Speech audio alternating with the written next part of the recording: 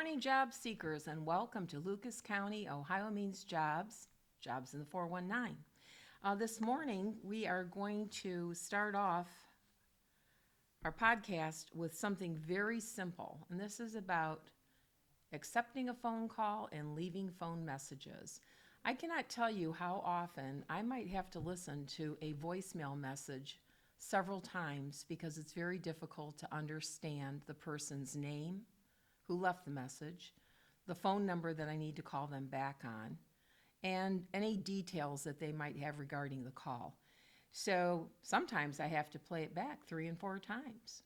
So I'm encouraging you as a job seeker, if you are calling back to talk to a business, you need to make sure that you speak very clearly and slowly, and perhaps even spell your last name. I know that takes a few extra seconds, but it'll be well worth it in the end. And then make sure that you explain the purpose of your call. You're reaching back out. You were happy and excited to get the opportunity to perhaps have an interview, or you're looking forward to answering some additional questions that your recruiter or the interviewer may need to have. And then clearly state the phone number that they expect to use to get back with you, because often there have been times where it just goes into the black hole, and it's very hard to circle back sometimes to make a return call, and then before you know it, your name is forgotten. So take the necessary steps when returning the call. Now, when you're getting a call coming in, this is going to be another tricky part, because depending upon where you're at, you could be at another job, which you're not able to answer your phone. So you may have to figure out how you're going to call them back later. Or you could be in a room filled with your family who doesn't understand the nature of, shh, I have a call coming in, where you might need to walk away, because the last thing you want to do is for the employer to think that they're hiring 6 people instead of 1. And so you may, again, want to let the phone ring just a few times. Make sure you're in a safe place to take the call so that you're not interrupted with any other outside interferences. And then be able to smile and be able to enunciate into the phone so that you can hear each other. And maybe double check a couple times. Can you hear me? Is this a good connection? So I want to make sure that you take the time to not only do those few steps, but then to listen attentively to what they are trying to say to you. Make sure you have a pen and paper handy, because you might have to take notes. They may share with you a location that they'd like to meet you at, and you have this information at your fingertips, because there's nothing worse than having to be, digging around in drawers and in your handbag or something to look for a pen. So please take the time to follow these few steps, and I assure that you will make a positive connection with your contact, whether it be an incoming call or whether you do place a call into voicemail. So just take those few steps and think through what you're going to say and how you're going to finish that conversation. So I'm going to give you a few extra jobs that we have here off the hot job list. Now remember, these jobs are available through our labor exchange. They're available in the resource room, and you'll also be able to find them on our website at omjlc.com. But more importantly, you can also just take the numbers that we give you at the bottom of the screen. If these are jobs that you find interesting, you can take them right away and plug them in. So this week, there are a number of jobs that have been posted, and it's pretty incredible, actually. I looked at it and I was in shock at how many positions are available throughout Lucas County. So take your time, get a hold of the list, and see what job sparks interest for you. One of the jobs that I wanted to bring to your attention was a direct support professional. This particular position does involve supporting other people. That's why it's called a direct support. So you are going to be working with others, possibly at a centralized location or maybe even in a group home. And this would be something where you would need to have a high school diploma. You'd be able to have transportation so that you can maneuver, maybe helping the person get around in the community to different events or functions. They're saying that they want somebody that's at least 18 years or older. that they would need to pass a criminal background check and drug screen and a physical, and they're indicating that 60 pounds, they would like someone to be able to lift at least 60 pounds. If you have prior direct support professional experience, that would obviously be a positive thing. But if not, this might be an opportunity for you to be trained. So there's going to be a need for someone to assist with this daily engagement, daily care, but you're also going to be an advocate for a person. We want to ensure that the rights of individuals are supported. So this is someone who takes responsibility with some of the following things, like dress and grooming, meal preparation, bathing and showering, also maybe assisting with laundry, and kitchen cleanup or food preparation, and perhaps some other duties that might be specific to the person that you're working with. So not all individuals may have the same requirements. The position does have a comprehensive health package program, which is nice, and there's retention bonuses that are paid quarterly. So you know what that means. That means showing up for work and attending work on your scheduled shifts. So there's also a pay differential for weekends, which is nice. And you can have a 401k match after 60 days of employment. There's paid vacation, paid training, and free tuition and emergency loans, free tuition assistance. I don't know if that's pretty interesting, right? And emergency loans, that would need to be qualified at an interview because I've never heard that one before. There's also transportation assistance, and the employee assistance program is available for individuals being hired. So please check out the job number at the bottom of the screen, and if this is something that appeals to you, please make application.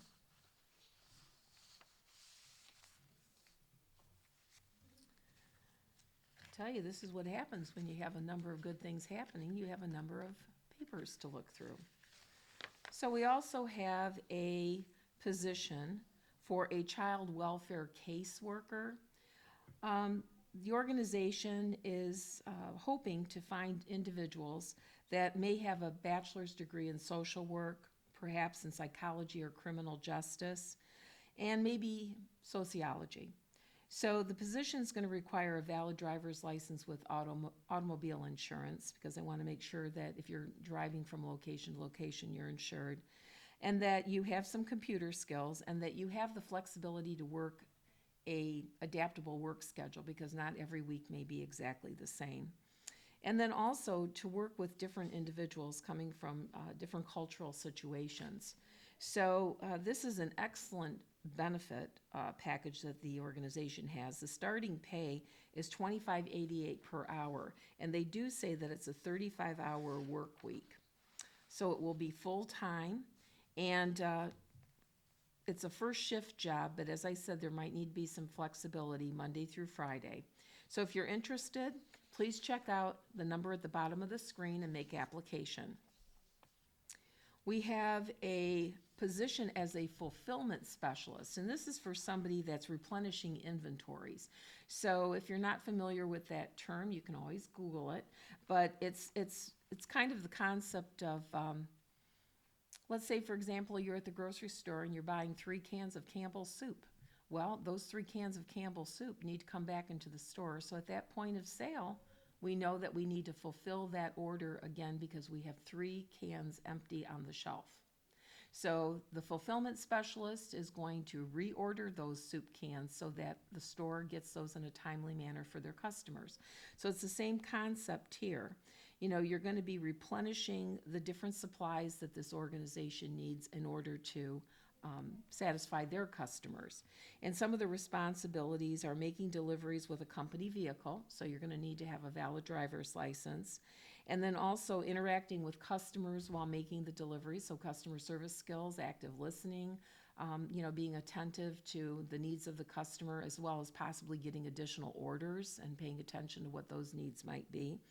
And then actually maybe setting up some of the work sites for the customers too, where there might be some different displays and things of this nature that you might need to participate in.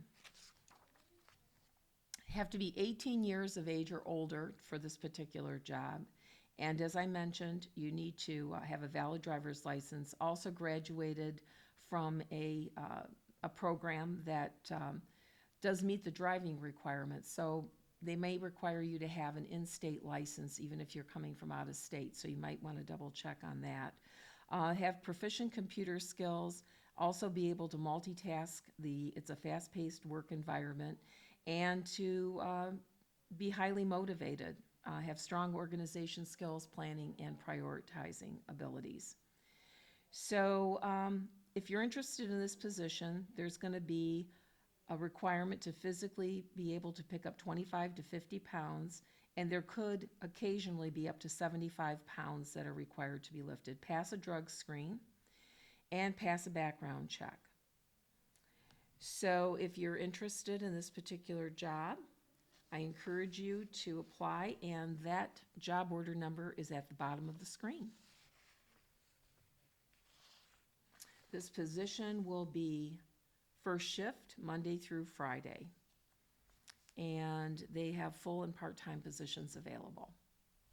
So now that we've gotten past some of our hot jobs, I want to let you know that we do have an interview that we have scheduled, and it's Workforce Development Month.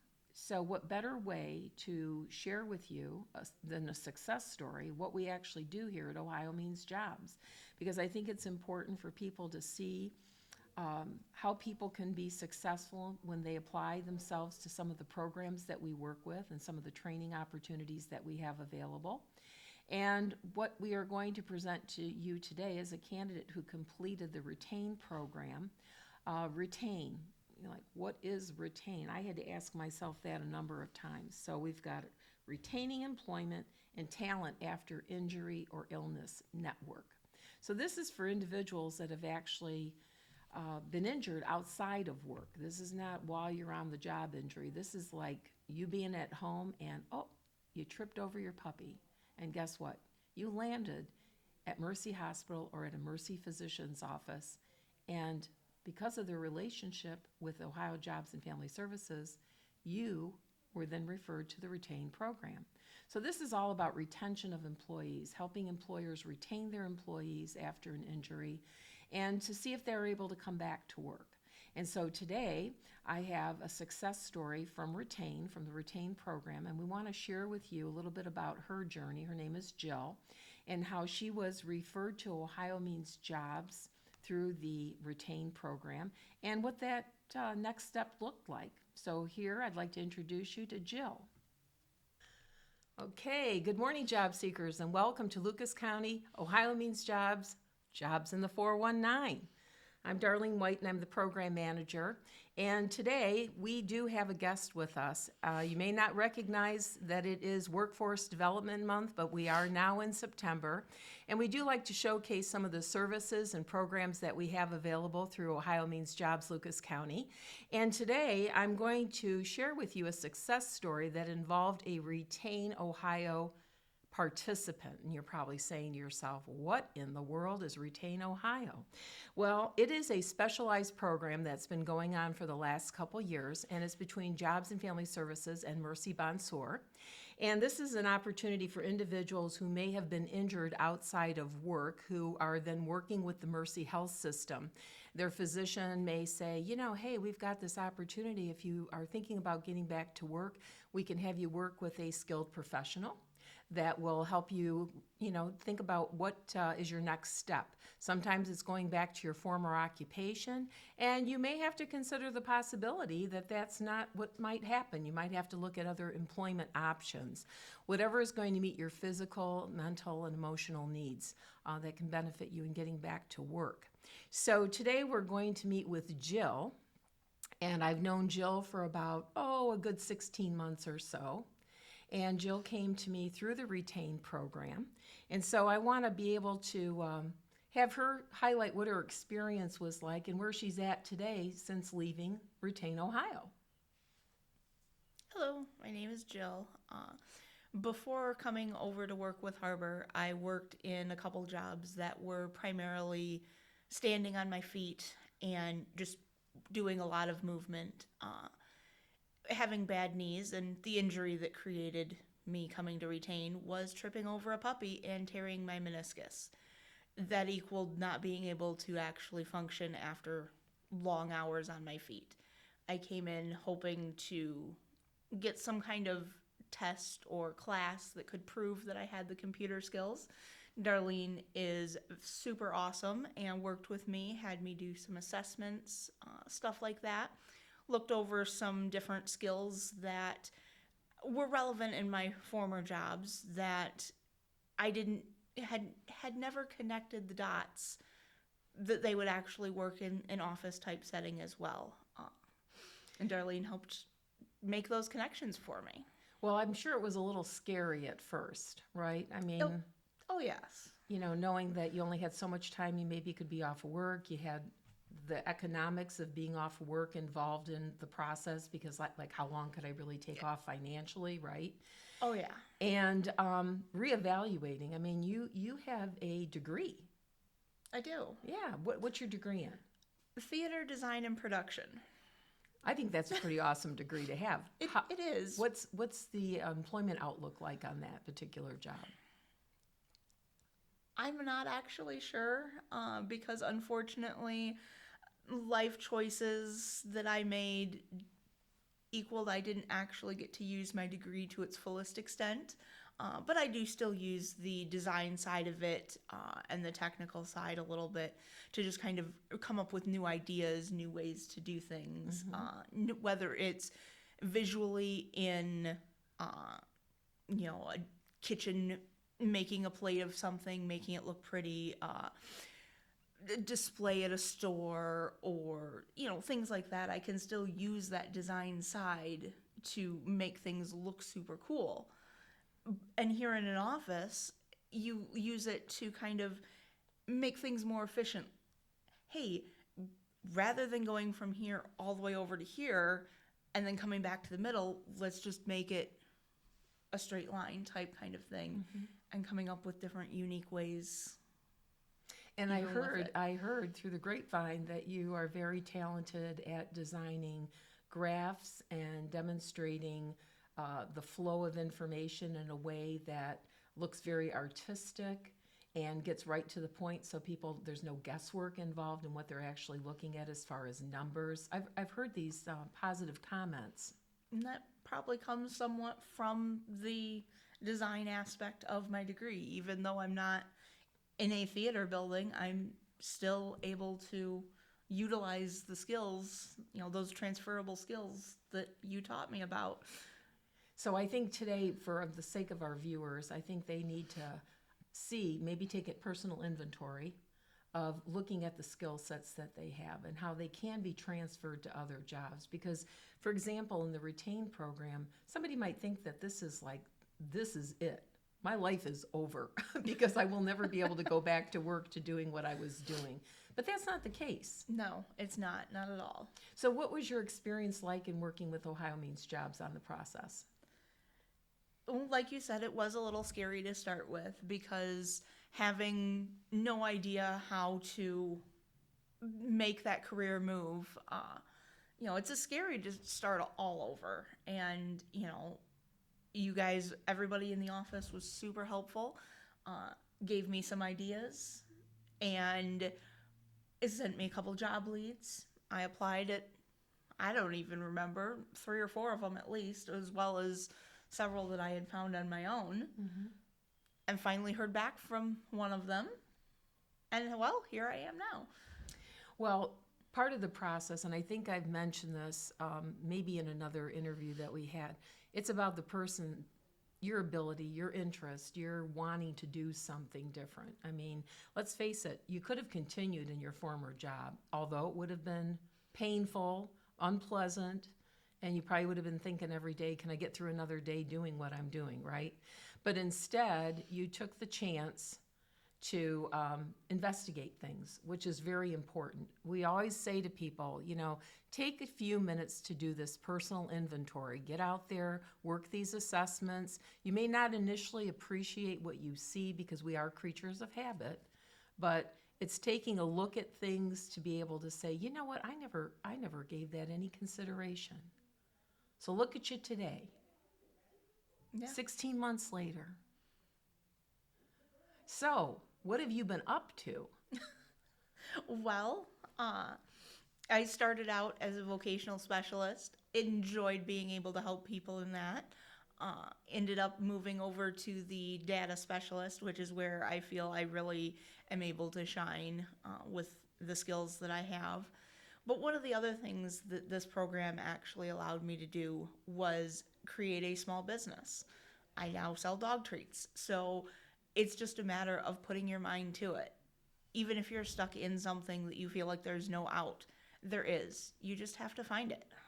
Well, what you're really saying to me, though, is before you wouldn't have had the time to think about puppy treats. Oh no, not at all. I barely had time to even play with them when I got out of work. Now, okay, we don't go for walks because they don't walk well, but we sit there and we play for a while, and I actually have the energy to do stuff. So, this opportunity through Retain created a work-life balance that you didn't have before, Oh, right? definitely. And so that's something that we hear a lot about in the benefit packages. Most employers out there will say, our company offers you work-life balance. So not only were you able to achieve that, but you achieved it through your own doing as well. Mm-hmm. So it takes a lot of courage to make change. And I remember day one, and a lot's happened. And I'm proud to, have this opportunity for you to talk to our job seekers and share your experience, because I want people to realize that it is a process, that you have to be willing to make the adjustments, and there's something to look forward to. There's always a silver lining in something, but you got to be willing to look for it, correct? You do. You have to look for it, and you have to trust the process. Well, I appreciate that end that. is there. Yeah. So what's the name of the doggy treats? This'll do for them. Wow, that's unique. So play on words kind of brings my grandma back into it a little bit. That was one of her favorite sayings. Well, that's pretty awesome. I really appreciate the opportunity today to have you join us for Workforce Development Month and share your story with us and how life has progressed over these last few months, because I think people will be inspired by what you had to say today. I hope so. Even if just one person, don't give up. Don't give up on your dreams.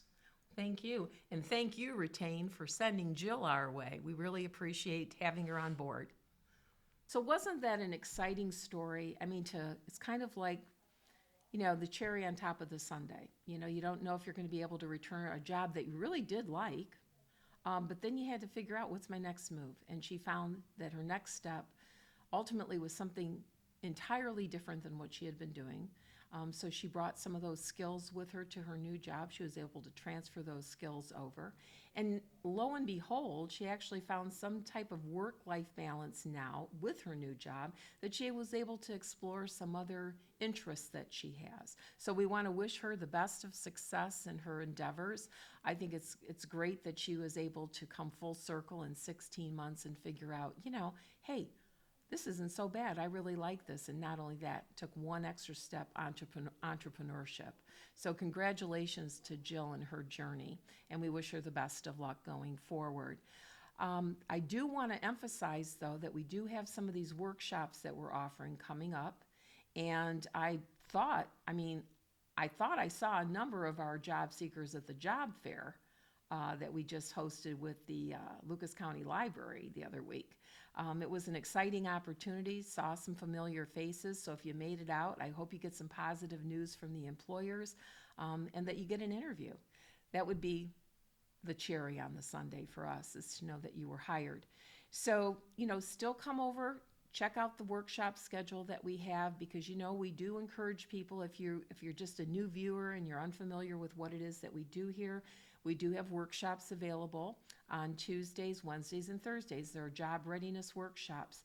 So we have resume building on Tuesdays at 10:30, which then leads into our Wednesday highlight, which is soft skills, and how to develop those soft skills and show them off to an employer on your resume or during an interview. And then interview preparation on Thursdays at 10:30. So it's really important that you take a look at that, especially if you are feeling a little tired, you don't know what's the next step, you feel like nothing's working, sometimes having that conversation with us can maybe open some new doors like you witnessed with Jill. So hopefully we'll be able to, be in touch and help you. I really would look forward to the opportunity to do that. So thank you for joining us today. Hopefully you can walk away with some valuable information, and perhaps down the road you too will be one of our success stories. So thank you for viewing us today, and we look forward to seeing you. Happy job hunting.